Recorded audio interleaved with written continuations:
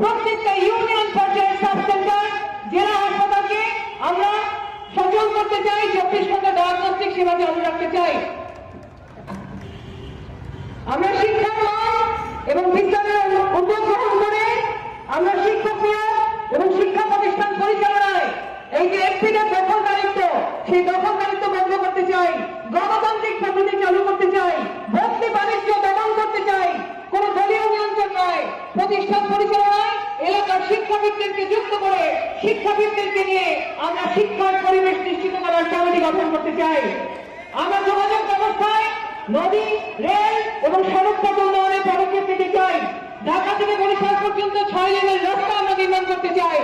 জনমত এবং সিন্ডিকেট নিয়ন্ত্রণ করতে আমরা বাজার মনিটরিং সেল সহ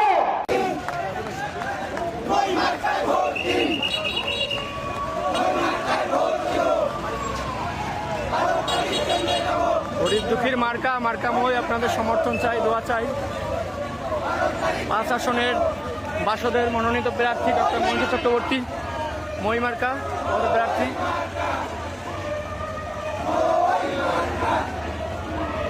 তাদের সমর্থন চাই, দোয়া চাই।